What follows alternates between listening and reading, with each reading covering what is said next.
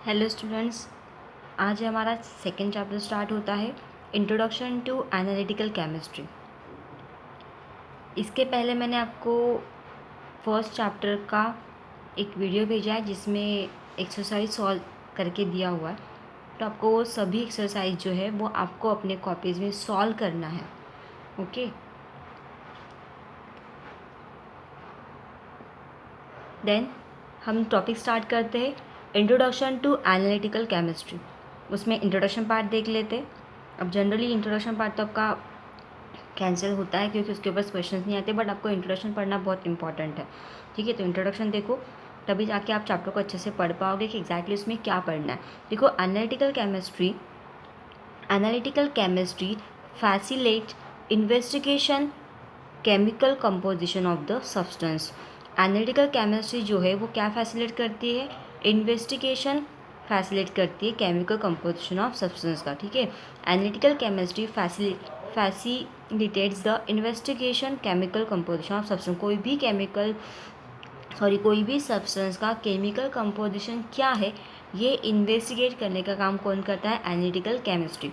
अब chemical composition मतलब क्या कि कोई कंपाउंड, जैसे फॉर एग्जांपल वाटर है, तो वाटर में हाइड्रोजन के कितने एटम्स है, ऑक्सीजन के कितने एटम्स है, ये सब स्टडी कहाँ पे की जाती है?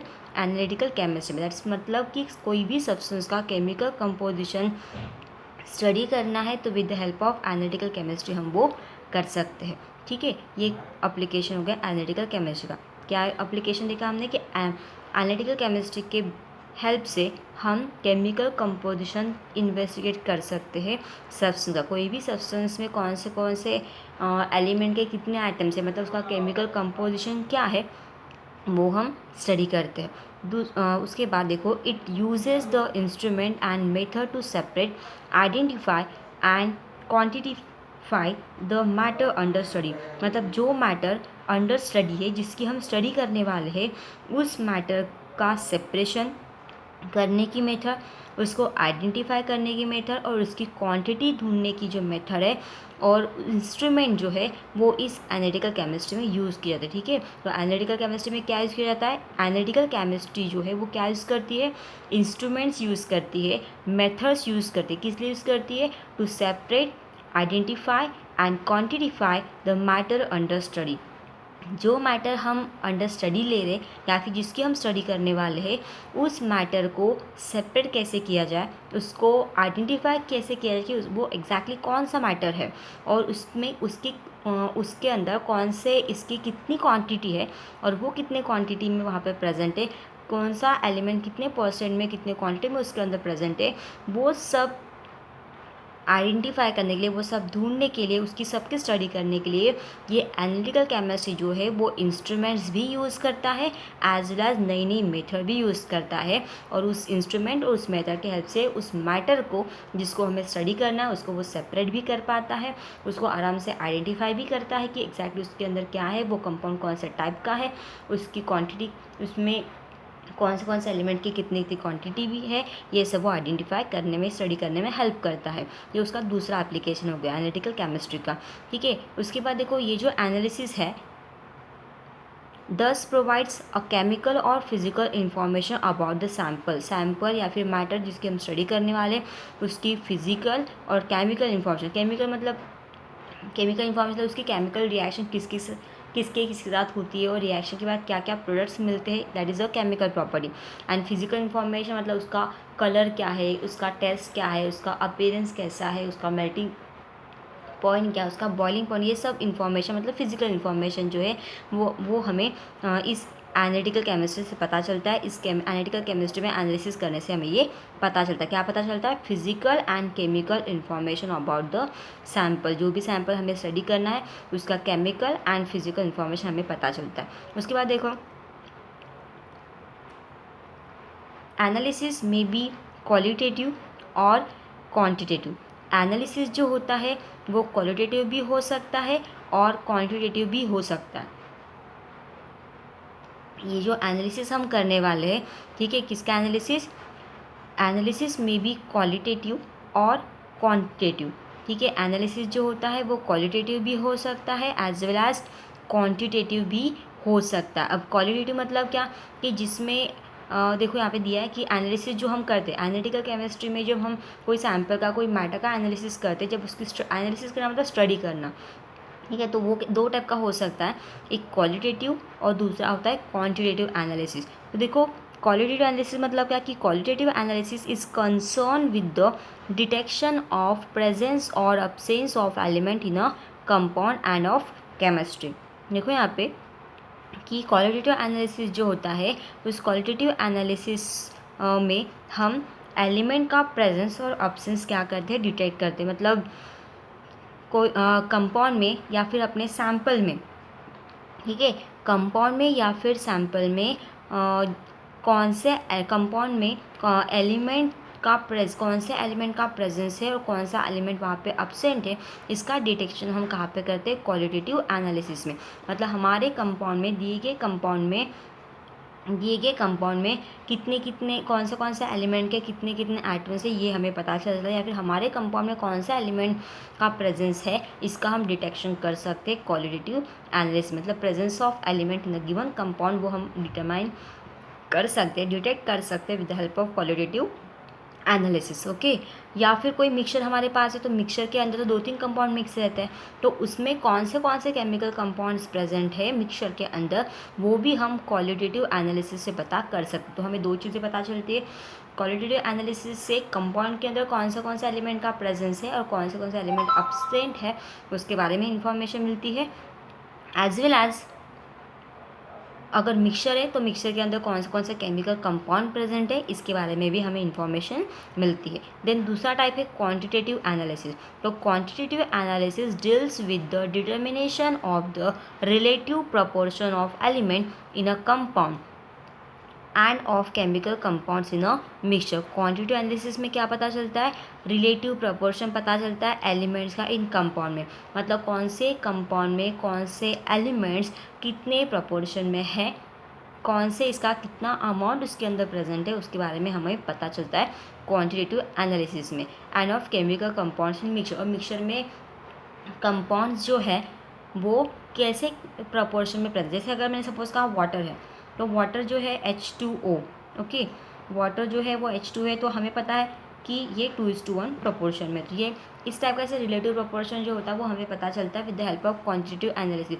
इनफैक्ट हम ये भी बोल सकते हैं कि क्वांटिटेटिव एनालिसिस में हम कितना अमाउंट ऑफ कंपाउंड इसमें प्रेजेंट है, या फिर कंपाउंड में कितने अमाउंट्स ऑफ एलिमेंट्स प्रेजेंट है, वो हम फाइंड आउट कर सकते हैं। कौन सा एलिमेंट का परसेंटेज कितना है उस कंपाउंड में, वो भी हम फाइंड आउट कर सकते हैं। तो ऐसे 2 टाइप के एनालिसिस होते हैं, एक होता है क्वालिटेटिव एनालिसिस और दूसरा होता है क्वांटिटेटिव एनालिसिस। क्वालिटेटिव एनालिसिस में हम क्या फाइंड आउट करते हैं, क्या डिटेक्ट करते हैं कि कंपाउंड में कौन से टाइप के एलिमेंट्स हैं और कौन सा एलिमेंट का वहाँ पे अब्सेंस है। अगर वही मिक्सचर दिया है हमें, तो मिक्सचर के अंदर कौन से टाइप के कंपाउंड्स प्रेजेंट है, वो हम फाइंड आउट कर सकते हैं, डिटेक्ट कर सकते हैं with the help of qualitative analysis. Okay, and what about quantitative analysis. Quantitative analysis में हम क्या फाइंड आउट कर सकते हैं, कंपाउंड के अंदर जो एलिमेंट है उनका प्रपोर्शन कैसा है। जैसे फॉर एग्जांपल हमने वाटर कहा, वाटर में 2 हाइड्रोजन एंड 1 ऑक्सीजन है, मतलब प्रपोर्शन कैसा है, 2:1। वैसे ही अगर मिक्सचर दिया हुआ है जिसमें बहुत सारे कंपाउंड मिक्स होते हैं, तो उसमें कंपाउंड का रिलेटिव प्रोपोर्शन कैसे होता है, उसको हम फाइंड आउट कर सकते हैं, उसको हम डिटरमाइन कर सकते हैं किसके हेल्प से, क्वांटिटेटिव एनालिसिस के हेल्प से। ठीक है, क्वांटिटेटिव एनालिसिस के हेल्प से हमें क्या मिलता है, relative proportion of element in compound and of chemical compounds in mixture. Mixture के अंदर के केमिकल कंपाउंड्स और कंपाउंड के अंदर के एलिमेंट, ये कितने प्रपोर्शन में, वो हम फाइंड आउट कर सकते हैं। तो ये हो गया हमारा इंट्रोडक्शन पार्ट। ओके, तो सिंपल टर्म है और सबसे ज़्यादा इसका जो यूज़ होता है वो कहाँ पे होता है, क्वालिटेटिव एंड क्वांटिटेटिव एनालिसिस में ही होता है। जो भी मैटर हमें अंडर स्टडी लेना है उस मैटर का सेपरेशन कैसे करेंगे, मैटर में जो हमें जो चीज़ को पढ़ना है उसको जिस एलिमेंट को पढ़ना है उसका सेपरेशन करेंगे, फिर उसको उस कंपाउंड में कौन से आइडेंटिफाई करेंगे, क्वांटिटी फाइंड आउट करेंगे। तो ये सब स्टडी हम इस मैटर को स्टडी करने के लिए हम ये सब चीज़ें करते हैं, मतलब सेपरेशन करना, आइडेंटिफिकेशन करना, क्वांटिटी डिटरमाइन करना। बट उसके लिए इंस्ट्रूमेंट एंड मेथड की ज़रूरत होती है जो हम एनालिटिकल केमिस्ट्री में यूज़ करते हैं। और हमने सबसे इम्पॉर्टेंट चीज़ कौन सी, कि एनालिटिकल केमिस्ट्री के हेल्प से हम quantitative analysis and qualitative analysis ये दोनों भी कर सकते हैं। ओके, तो ये हो गया हमारा इंट्रोडक्शन पार्ट, इसीलिए हमें बहुत ज़्यादा इंपॉर्टेंट पार्ट है analytical chemistry. It's a basic topic actually. Now remember का पॉइंट देखो, रिमेंबर में आपको डेफिनेशन दी है analytical chemistry is very important, the branch of chemistry which deals with the study of separation, identification, qualitative and quantitative determination of the composition of different substances is called analytical chemistry. So what is the analytical chemistry? It's a branch of chemistry, वो chemistry की एक branch है which deals with the study of, वो किसकी study करती है, separation जो मैंने आपको बताया था, identification, qualitative and quantitative determination of the composition of different substances का सेपरेशन, सब्सटेंसेस का आइडेंटिफिकेशन, सब्सटेंसेस का qualitative and quantitative determination of composition, मतलब उसका क्वालिटेटिव एनालिसिस एंड उसका quantitative determination of composition of different substance का जो quantitative determination है, मतलब उसके अंदर कौन से कंपोजिशन है, कितने कितने अमाउंट में प्रेजेंट है, that is called as a quantitative determination of composition of different substance, ये सब स्टडी किया जाता है, उसी को हम क्या बोलते हैं, एनालिटिकल केमिस्ट्री। मतलब कोई भी कंपाउंड, कोई भी सब्सटेंस अगर दिया है तो सब्सटेंस का सेपरेशन कैसे करना है, उसका आइडेंटिफिकेशन कैसे करना है, उसका क्वालिटेटिव स्टडी कैसे करना है, क्वालिटेटिव स्टडी मतलब क्या, उसमें कौन से एलिमेंट्स प्रेजेंट है वो स्टडी करना, एंड क्वान्टिटेटिव मतलब क्या, उसका रिलेटिव प्रपोर्शन, मतलब कंपाउंड में एलिमेंट का प्रपोर्शन कैसा है, जैसे वाटर में 2:1 बराबर, ठीक है, तो उसका रिलेटिव कंपोजिशन कैसे होता है, अगर मिक्सचर है तो मिक्सचर में कौन से कंपाउंड्स है, उसका प्रोपोर्शन, रिलेटिव प्रोपोर्शन क्या है, ये सब हम कहाँ पे स्टडी करते हैं, एनालिटिकल केमिस्ट्री। तो जो मैंने अभी तक आपको समझा के दिया वही आपको डेफिनेशन में लिख के दिया। So it's a branch of chemistry, analytical chemistry क्या है, it's a branch of chemistry which deals with the study of separation, identification, qualitative and quantitative determination of composition of a different substances is called as a analytical chemistry। and I hope आपको ये सारी term समझ में आ गई होगी। अब इसका detail explanation आपको आगे दिया हुआ है, बस आपको थोड़ा अंडरस्टैंड करना है। सेपरेशन, आइडेंटिफिकेशन, क्वालिटेटिव और क्वांटिटी मैंने आपको डिटेल में बता दिया, ठीक है। Now next point is the importance of analytical chemistry. हमें अब इम्पॉर्टेंस देखना है कि एनालिटिकल केमिस्ट्री का इम्पॉर्टेंस क्या है। सो देखो, importance of analytical chemistry, the course of analytical chemistry extend the knowledge of acquired by students in studying generals inorganic and organic chemistry. जब स्टूडेंट्स जनरल केमिस्ट्री पढ़ते, इनऑर्गेनिक केमिस्ट्री पढ़ते, unorganic chemistry पढ़ते, तो उस time पे इस chemistry का knowledge बढ़ाने के लिए, ये ऑलरेडी ये सब general chemistry, inorganic chemistry, organic chemistry ये तो स्टूडेंट स्टडी करते ही है, बट इसके साथ साथ और नॉलेज एक्सटेंड करने के लिए और नॉलेज को बढ़ाने के लिए एनालिटिकल केमिस्ट्री का कोर्स भी ज़्यादा इम्पॉर्टेंट है। मतलब एनालिटिकल केमिस्ट्री के नॉलेज, एनालिटिकल केमिस्ट्री के कोर्स के वजह से स्टूडेंट्स का नॉलेज और ज़्यादा इंक्रीज़ होता है जब वो क्या स्टडी करता है, general inorganic chemistry, general chemistry, organic chemistry जब स्टडी करता है तो एनालिटिकल केमिस्ट्री की वजह से उसका नॉलेज और ज़्यादा इंक्रीज़ होता है, क्योंकि वो एप्लीकेशन बेस्ड होता है इसलिए। Okay, now chemical analysis is one of the most important method of monitoring the composition of raw material। हम जो एनालिटिकल केमिस्ट्री में जो केमिकल एनालिसिस करते हैं, तो केमिकल एनालिसिस जो है वो एक मोस्ट इम्पॉर्टेंट मेथड है, किसके लिए, for monitoring the composition of raw materials. हम बहुत सारे इंडस्ट्री में रॉ मटेरियल सप्लाई किए जाते हैं, रॉ मटेरियल्स बनाए भी जाते हैं, तो रॉ मटेरियल्स का कंपोजिशन अगर मॉनिटर करना है, कंपोजिशन मतलब क्या, प्रपोर्शन, कौन से एलिमेंट का कितना कितना प्रपोर्शन उस कंपाउंड में है। अगर वाटर है तो वाटर में हाइड्रोजन कितना लिया है, ऑक्सीजन कितना लिया है, या फिर कोई शुगर है तो शुगर में कार्बन कितना है, हाइड्रोजन कितना है, मतलब ग्लूकोज है तो कार्बन कितना, हाइड्रोजन कितना, ऑक्सीजन कितना, तो ये सब क्या हो गया, उसका कंपोजिशन हो गया, उसका प्रपोर्शन क्या है।